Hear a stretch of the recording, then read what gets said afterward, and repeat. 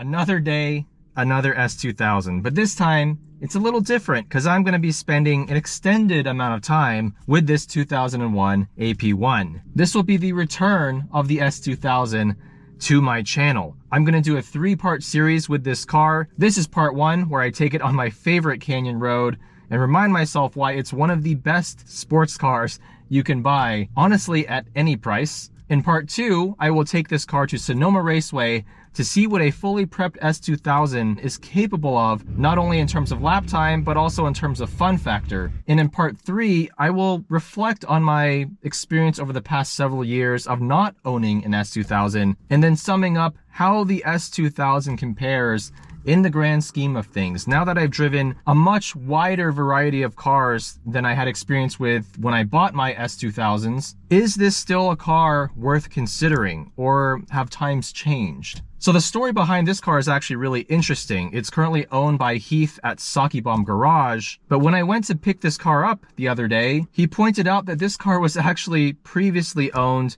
by our mutual friend Dave, who moved to Florida a few years back and sold his beloved Track S2000 to Sakebomb. Now, my buddy Mario, or Rogue Motorsports, actually played an important role in building the original iteration of Dave's track car, but Sakebomb has now done a number of things to make it their own. So I'll put the full list of mods in the video description. The main things I want to point out: Sakebomb Garage's new FPSpec Pro 2-way Öhlins suspension with remote canisters, 16 kilogram front spring rate, 15K in the rear. Definitely a track spec. This also has their front and rear sway bars, adjustable end links, spherical bearings. These are a prototype. Sakebomb's AP Racing front competition brakes. They're the CP8350 calipers with 325mm rotors. Also their rear RX8 brake conversion, and the Sakebomb Garage FPSpec wheels wrapped in 255 section width RT660 plus Falken track tires. So basically it has the Sakebomb catalog of upgrades now, but otherwise it's still a pretty standard full aero track S2000 formula. It's a formula that's been used time and again to build some of the best and fastest S2000 track cars out there. Whether you run JRZ or MCS or Öhlins, end of the day, it doesn't really matter. As long as you stick to this general formula, you're guaranteed to have, if not the fastest, at least a very fun and capable S2000. As you can see, this thing is hardcore. Fully gutted rear interior, bucket seats, 6-point harness, no 3-point seatbelt on this thing. It is not a daily driver spec S2000, but you know what? If I were to ever buy another S2000, I would definitely build it up to be a dedicated track car. I'm no longer interested in having an S2000 as a street car. This car really is meant to be driven at 10/10ths, and I'm gonna find out at Sonoma Raceway soon enough how this car compares to some of the other amazing track cars I've driven over the past several years. But first things first, a canyon drive. 9,000 RPM red line, 240 horsepower, about 2.5 pound-feet of torque.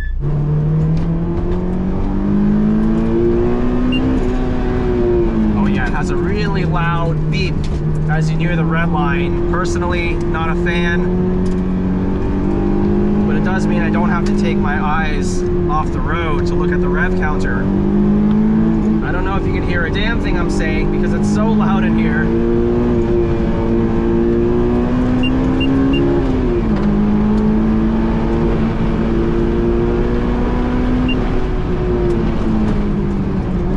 Oh yes, that amazing 6-speed manual with the AP1 flywheel, super lightweight.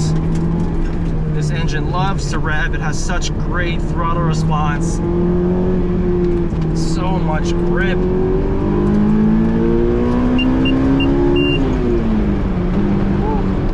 The manual is tricky though, shifting from second to third and vice versa. You do have to be very, very careful not to over rev it. Even the best S2000 drivers are prone to money shifting their cars. This car has 177,000 miles. Original engine, burning oil like crazy. Sakebomb's driver recently took this thing to Thunderhill West and did a 1 minute 23-second lap time. Very respectable. They said the car still definitely has more time in it. They're still dialing in the suspension. But basically, when Heath handed over the keys to me, he said, make sure you check the oil and top off between every session. So even though this is a Honda and it can last a long time, don't expect it to be super easy to maintain, given it's such an old car at this point.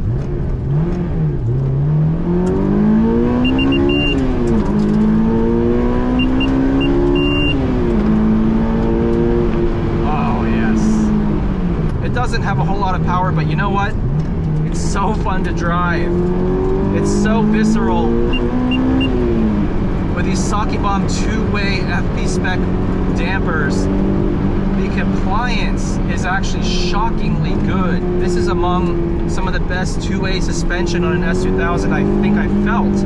And frankly, for canyon driving, this might be even better than JRZ RS Pro two-ways, at least the way it's dialed in right now.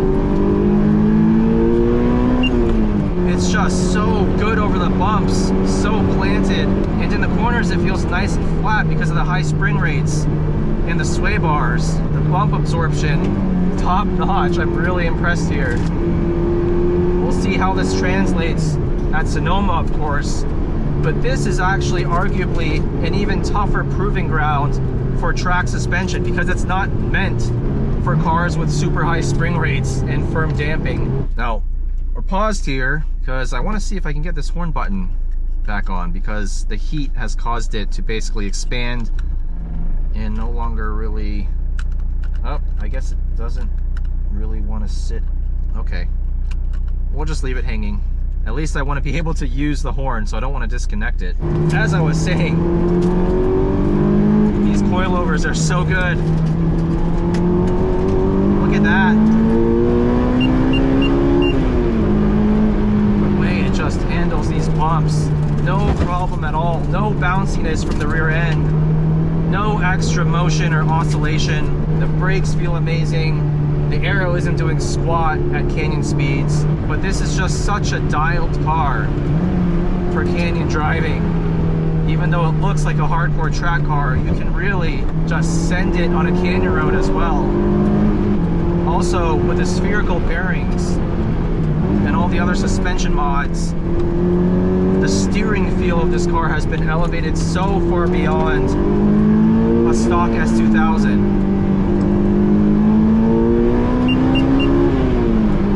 The steering wheel itself helps as well,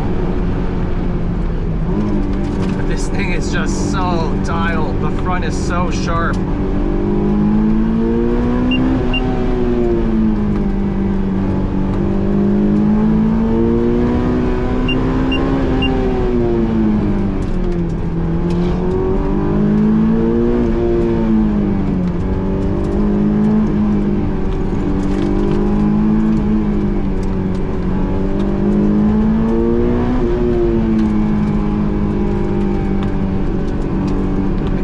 Silence, I'm just having too good of a time right now.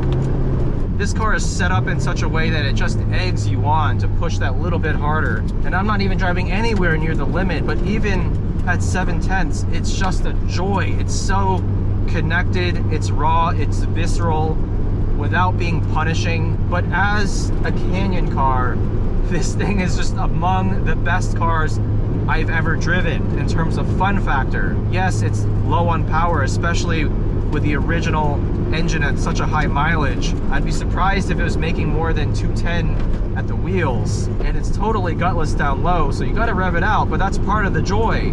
I've said it hundreds of times, but I'll say it again, the engine is part of what makes this car so special, because it makes you work for that performance. Let me demonstrate that one more time.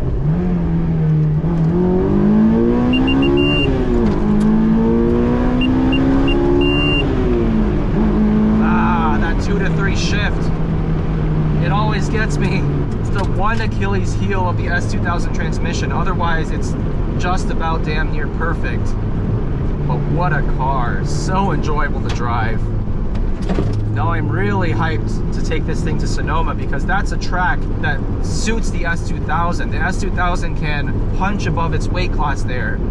because it's mostly corners. You're not going straight for an extended period of time as much as you are at a track like Thunderhill East or Laguna Seca.